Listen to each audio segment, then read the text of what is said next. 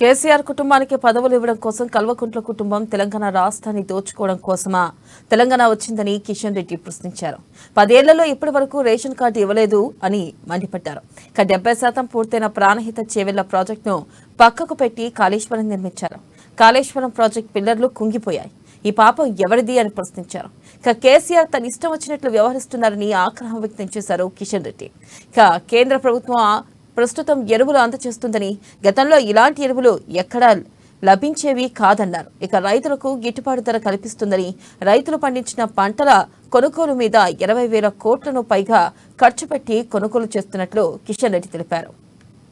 2014 చేయకముందే ఏం చెప్పాడు ఆయన?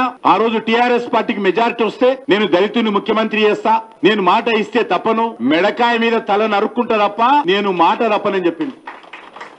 మొదటి రోజే ప్రమాణం స్వీకారం చేయకముందే దళితుల కుర్చీలో కూర్చుండబెడతానని చెప్పి అధికారంలోకి వచ్చి దళితుని నెట్టివేసి మరి ప్రమాణం స్వీకారం చేసి మొదటి రోజే దళితులకు అన్యాయం చేసి 3 ఎకరాల స్థలం ఇస్తా, దళిత బంధిస్తా, బీసీ బంధిస్తా, గిరిజన బంధిస్తా, మరి అందరికీ డబుల్ బెడ్రూమ్ ఇస్తా, రైతులకు ఉచిత ఎరువులు ఇస్తా, నిరుద్యోగుల యువకులకు నిరుద్యోగ వృత్తి ఇస్తా, పొదుపు సంఘాలకు పావుల వడ్డీ ఇస్తా, రైతుల రుణమాఫీ చేస్తా, అన్ని అసెంబ్లీకి నియోజకవర్గాల్లో 100 పడకల ఆసుపత్రి కడతా, ప్రతి అసెంబ్లీ నియోజకవర్గాల్లో 1,00,000 ఎకరాలు నీరందిస్తా.